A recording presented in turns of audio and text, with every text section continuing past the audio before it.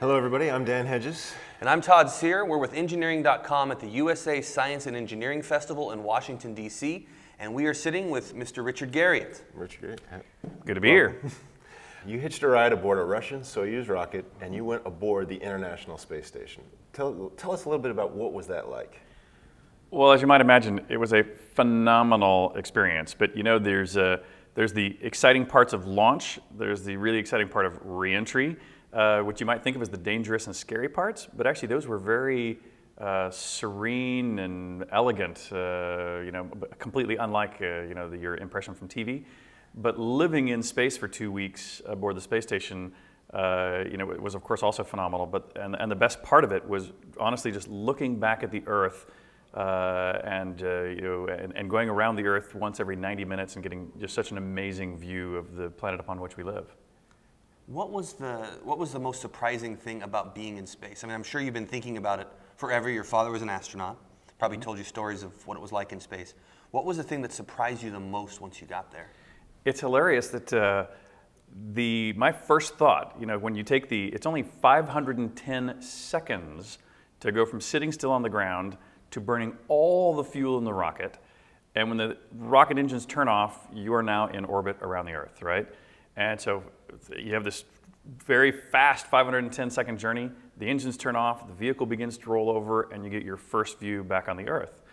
And my honest first reaction when I saw that was not, wow, how elegant and beautiful and how wonderful it is to be here, you know, orbiting the Earth. When I looked out the window and looked down at the ground, my first thought was, we are not very high. I sure hope we are in a perfectly circular orbit around the Earth, or we're going to be re-entering again in just a matter of moments, and that's going to be a bad thing.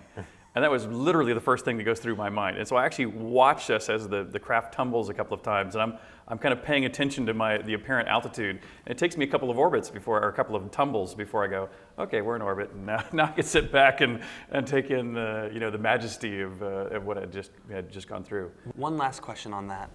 So often I look at Google Maps every day. I'm always looking at something and looking at the satellite imaging. To some degree, that probably cheapens. In my mind, I feel like I'm looking at something from space, I'm looking at a satellite image.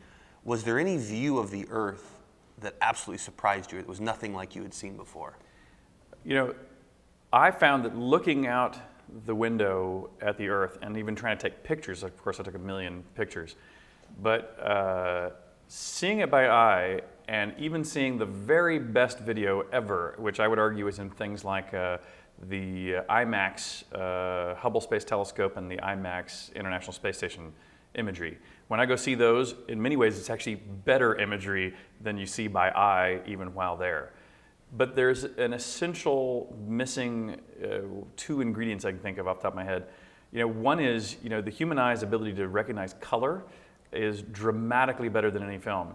And so, for example, I remember when I was flying over the Amazon, that my father 35 years earlier told me about how he had constantly seen all the fires from the people clear cutting in the Amazon.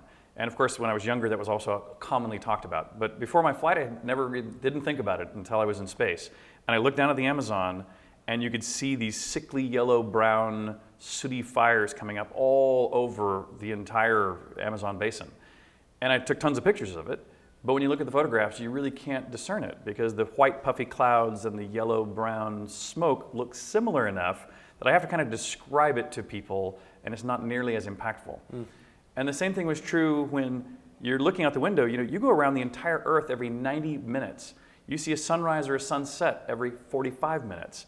And the detail with which you can see the Earth is really astonishing.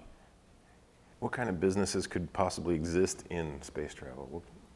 So I did a lot of work on trying to figure out what the true commercial value of low Earth orbit was to, you know, fundamentally I think that if it's not valuable, why are we going? And so you need to make the decision as to, you know, are we exploring space or are we capitalizing on the value in space? And I'm now, having done a lot of research on this, very convinced that there's a lot of value in low Earth orbit and of course beyond. One of the things I did on my own flight was something called protein crystal growth, where for any disease, there is a protein involved in that disease. And knowing the molecular structure of that protein lets you design drugs to block that protein's bad function.